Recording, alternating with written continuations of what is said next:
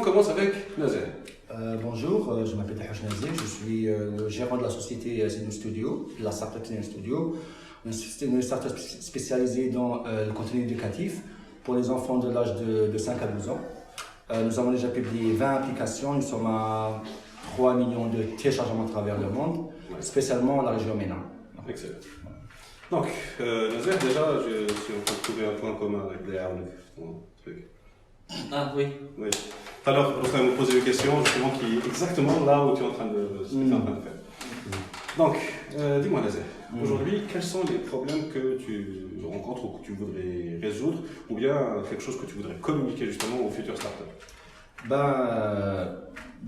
Premièrement, je suis en train de voir que les startups maintenant sont devenues plus faciles à créer les idées. Avant, c'était vraiment difficile pour nous, surtout avec l'absence d'espace comme l'a fait Doka. Maintenant, c'est beaucoup plus facile. Bien sûr, ça reste toujours le problème des lois, de l'investissement, du coaching et tout, qui reste toujours un problème par rapport aux startups qui existent maintenant. C'est encore le cas, mais ça commence petit à petit à s'améliorer.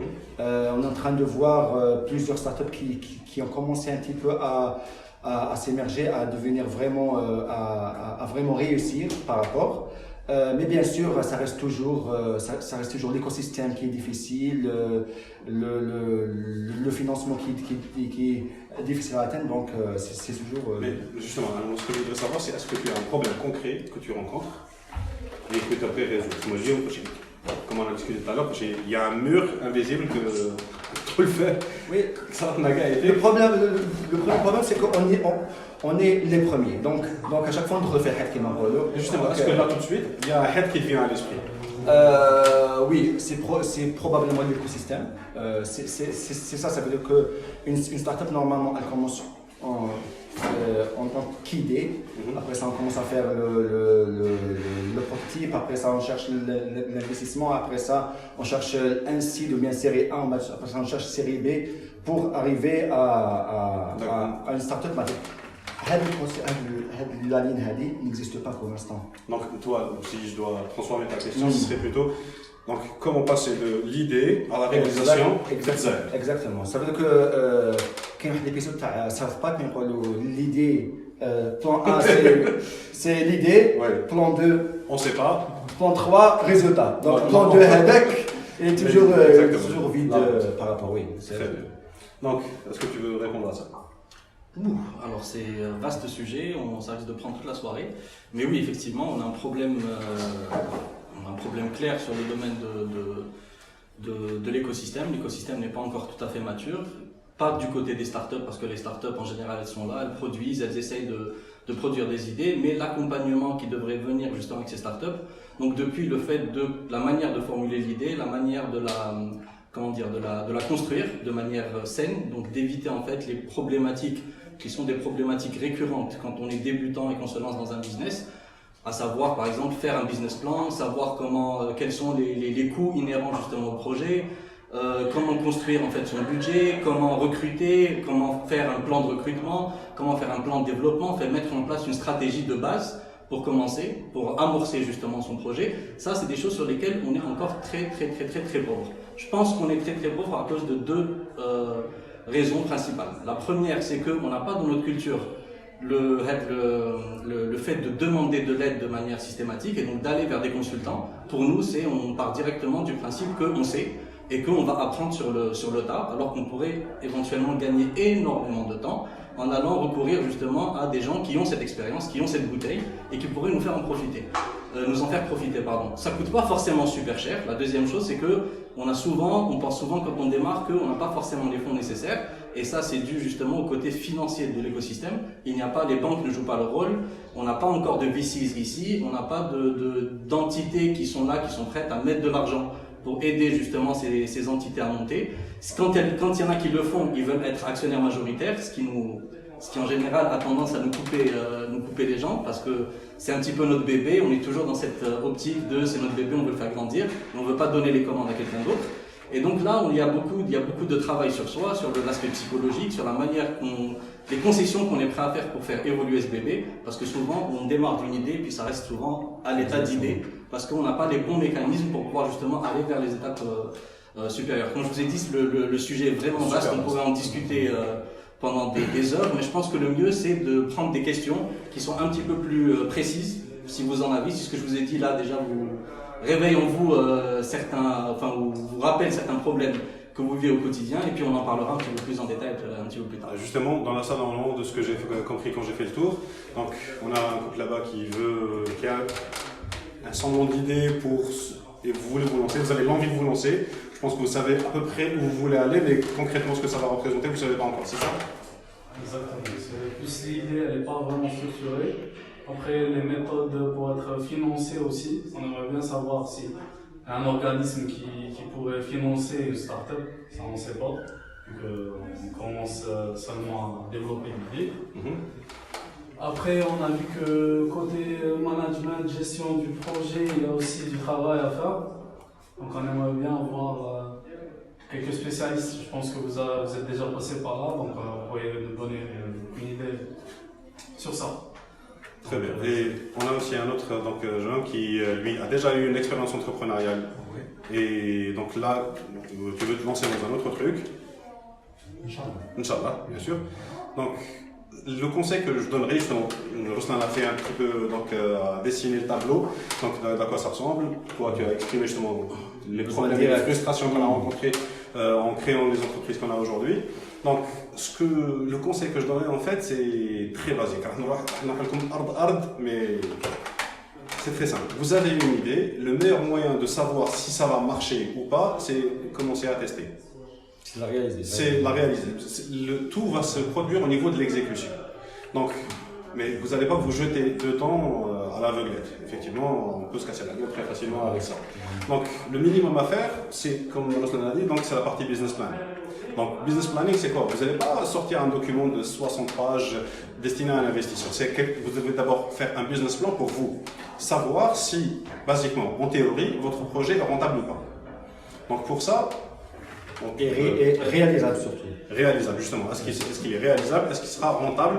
Et pour ça, il y a des modèles de CAPEX, OPEX, de projection. Donc, vous allez voir, voilà ce qu'on va investir comme argent, voilà ce qu'on va avoir comme charge qui vont retomber chaque mois et qu'on fasse rentrer de l'argent ou pas. Et voilà les projections qu'on va faire par rapport à notre produit, combien il pourrait être vendu, quel est le marché, etc. Donc là, un minimum de travail de recherche, ça vous donnera une idée de combien vous devez faire rentrer d'argent pour compenser toutes les charges que vous avez derrière.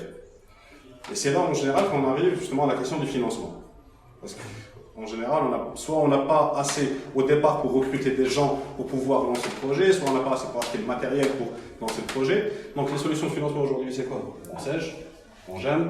Alors en sèche, je ne suis pas très sûr, parce qu'en général, ils financent surtout ce qu'on appelle du tangible. Ouais. Quand c'est de l'intangible. On sèche. Non, mais on a financé ton côté tangible. Ah oui, c'est sur le matériel, on est d'accord. Le matériel.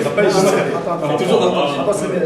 Le but de l'enseigne, c'est d'absorber le chômage. C'est pas pour créer des sociétés de manière start-up. C'est ça l'aspect politique de l'enseigne, c'est un autre. C'est pas ça. C'est ce qu'ils ont voulu faire. Donc ils n'ont pas voulu vraiment créer des start-up par l'enseigne. C'était pas le but. Mais justement, ils ont une antenne spéciale, TIC, qui se trouve au niveau de Sdabla, donc que j'avais rencontré. Et il y a des gens qui peuvent vous accompagner, vous conseiller si vous avez donc un aspect tech à votre projet. Il faut vraiment connaître. Un bizarre, je l'appelle Psy, très gentil gars d'ailleurs. Donc tout fait, je ne sais plus son nom de famille. Mais bref, donc qui m'a aidé, qui m'a conseillé. Je suis en train de partager systématiquement mes trucs sur Twitter. Alors salut tout fait. Regardez ça. Bref, donc basiquement, vous pouvez avoir tout l'aspect matériel de là. Pour l'aspect financement autre, aujourd'hui en Algérie, ça n'existe pas. Ça va être la famille, les amis, etc. Le love money, ce qu'on appelle le love money. C'est ça. Donc ça c'est existe, vraiment. ça commence à exister avec le Casbah Messenger par exemple. C'est vieux le Casbah Messenger. Mais c'est vraiment petit. Non, il y a l'Institut Habba par exemple. Il y a plusieurs initiatives qui sont en train de se faire, mais qui ne se font pas connaître de manière à ce que les gens, à créer un afflux vers les startups justement vers les éléments. Mais avant d'arriver là, avant d'aller les voir, pour tableau. Donc la première des j'ai un autre conseil à donner en plus de celui de Samir, j'ai oublié ton prénom, je suis désolé. Ça arrive. Effectivement. Donc c'est déjà de commencer par définir c'est quoi le minimum, ce qu'on appelle dans la tech un MVP, c'est-à-dire un minimum valuable product. Quand on essaie de lancer un projet, on a tendance à rêver, on a tendance à tirer des plans sur la comète. C'est pas forcément ce qu'il faut faire, au contraire c'est un piège. Pourquoi? Parce que ça va redimensionner tout le niveau de démarrage Tacom. C'est-à-dire si vous avez un budget pour démarrer, le budget Tacom va être surdimensionné. Donc il va falloir déjà trouver l'essence de votre idée et essayer de réaliser le minimum du minimum de cette idée pour voir s'il y a déjà des preneurs. Si vous arrivez à générer ce qu'on appelle de la traction. C'est ça en général qui va attirer les investisseurs. Si vous avez une idée qui ne génère pas de traction, les investisseurs ne suivront pas. Ils seront prêts à vous financer. Même si vous ne générez pas assez de traction pour vous autofinancer, c'est-à-dire que votre bilan atteigne l'équilibre, c'est pas un souci si vous perdez de l'argent à partir du moment où vous avez une roadmap de développement et que vous créez de la traction et qu'il y a c'est-à-dire qu'il y a un public pour votre solution, pour votre produit, pour votre service. Les gens sont intéressés par votre idée et ils sont prêts à mettre de l'argent dessus. Après tout ça, il va y avoir des ajustements parce que quand ils viennent et qu'ils mettent de l'argent, quand vous arrivez à lever des fonds, ben forcément ces gens-là vont, au-delà de mettre de l'argent, mettre des experts derrière, vous encadrer pour essayer de faire que vous passiez en mode accélération et que votre projet puisse grandir de plus en plus vite. Mais revenez toujours aux bases, c'est-à-dire que la première des choses, c'est de définir votre idée, de définir le minimum, c'est-à-dire l'état embryonnaire de votre idée, c'est quoi le minimum de ce que vous pourriez éventuellement mettre en place pour que ça commence à répondre à un besoin sur le marché. Et la seconde chose sur laquelle moi je conseille sur le volet stratégie commerciale. Donc toutes les problématiques de segmentation, de budget, de prix, de pricing, de business model, etc. et tout, c'est un petit peu mon dada. L'une des problématiques que je rencontre le plus souvent, et ça, que ce soit avec mes clients ici en Algérie, j'ai bossé pour des opérateurs téléphoniques mobiles. Bon, là, je peux pas parler c'est pas tout à fait la même chose, mais pour la plupart des startups avec lesquelles j'ai travaillé ici ou celles avec lesquelles j'ai travaillé en Europe, il y a des problématiques de base qui sont que souvent on démarre, on est un développeur, on connaît pas du tout l'aspect business. Donc les gens, par exemple, ils savent pas comment se calcule un salaire. Donc quand il met les salaires, la masse salariale dans son business plan, il se dit j'ai un développeur, je vais lui donner, je sais pas moi, 100 000 dinars, donc ça va être 100 000 dinars x 12, c'est ça qui va être son salaire. Non, c'est pas comme ça que ça fonctionne.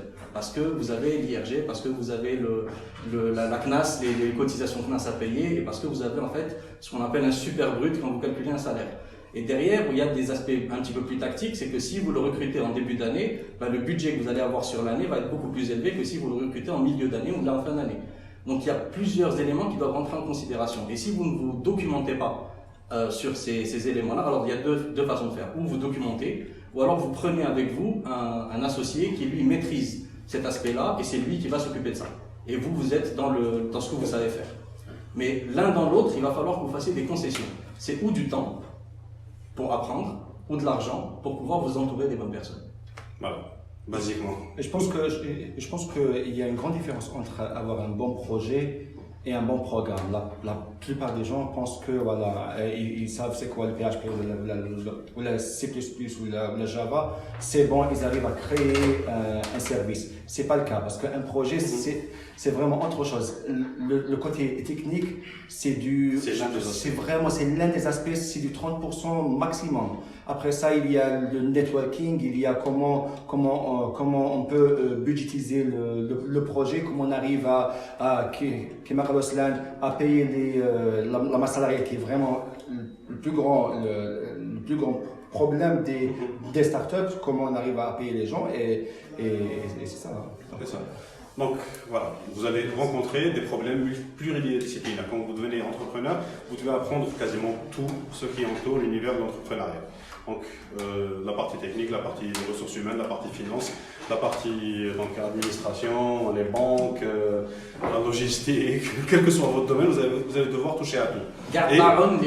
Comme l'idée de base, la passion qui vous a mené à prendre ce risque et à vous lancer en tant qu'entrepreneur. Et c'est pas si cool que ça. C'est ça qu'on parlait quand on a parlé de parce que quand on a commencé, c'est quoi ça? Qu'est-ce que ça fait là ici? On peut pas avancer, on essaie de etc. Et on apprend justement à travers ces erreurs, à travers ces expériences, aujourd'hui, ce qu'on veut faire à travers cette initiative, c'est justement communiquer ce genre d'expérience, communiquer ce genre les problèmes qu'on peut rencontrer, les trucs faciles à éviter donc, comme type de problème, pour que la future génération d'entrepreneurs puisse avancer plus rapidement, plus sereinement. Voilà. Merci beaucoup Merci à vous. pour ta participation. On va passer au deuxième, sinon on va répondre aux gars les questions.